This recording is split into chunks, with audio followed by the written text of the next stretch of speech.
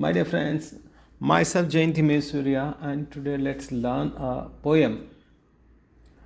And the title of the poem is The Naughty Boy. એક તોફાની છોકરાની વાત છે. આ કવિતા કોના પર છે? એક તોફાની છોકરાની ઉપર. ચાલો આપણે શીખીએ. તો there was a naughty boy, and a naughty boy was he. He ran away to Scotland. The people there to see. Then he found that the ground was as hard, that a yard was as long, that a song was as merry. તો આ એક તોફાની છોકરા ઉપર લખાયેલી કવિતા છે મિત્રો. તો એ કેવો છે, એ શું કરે છે, એવું બધું આમાં દર્શાવ્યું છે. જુઓ કે there was a naughty boy, એકદમ તોફાની અને હોય એવું તોફાની છોકરા, તેના પર એક કવિતા લખી કવિએ. અને કેવો તોફાની હતો? એ નોટી બોય વોઝ હી રેન અવે ટુ સ્કોટલેન્ડ. એ સ્કોટલેન્ડ એટલે ફોરેનના અંદર એક સ્કોટલેન્ડ કરીને, એટલે યુરોપિયન દેશની વાત છે. તો એ એક ઠંડો પ્રદેશ છે અને ત્યાંની વાત છે. એ ત્યાં ભાગી ગયો એમ કે એ છોકરો. કોણ? પેલો જે નોટી બોય છે.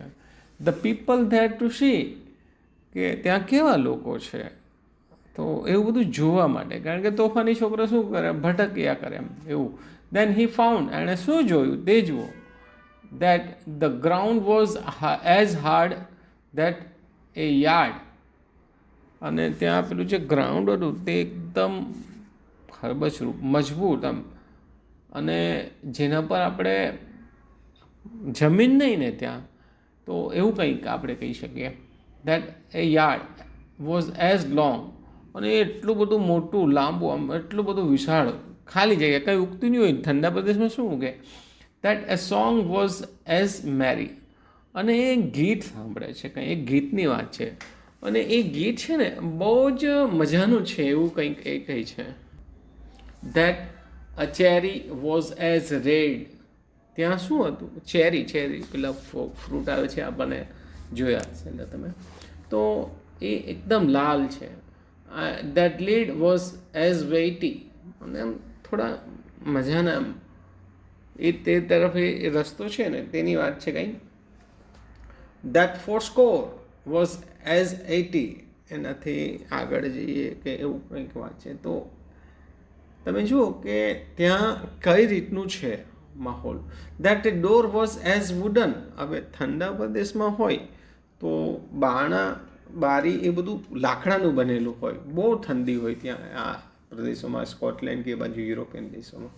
That door was as wooden as in England. જેવું ઇંગ્લેન્ડમાં પણ બહુ બરફ પડે એવું આપણે જોયું છે, સાંભળ્યું છે.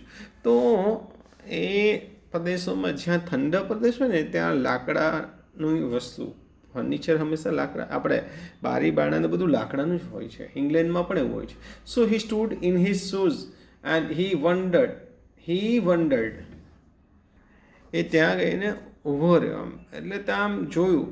અને શું જોયું? એના આમ બૂટ પહેરેલા હતા એના, અને ત્યાં ભટકતો રહ્યો, ફરિયાદ કરે. કારણ કે એનું નામ જ શું?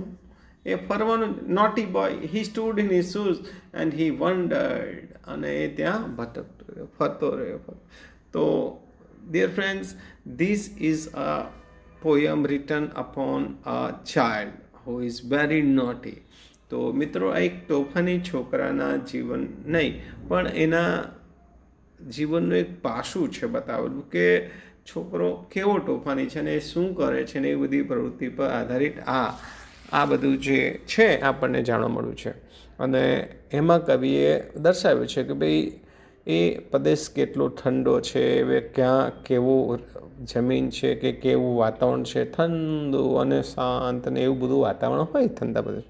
ત્યાં કંઈ ઉગતું પણ નહીં હોય વધારે વૃક્ષો કે ફળફૂલ, પણ ચેરીના ઝાડ ઉગતા હોય, ચેરી ઉગતી હોય એવું બધું બતાવ્યું છે. So here dear friends, I will stop.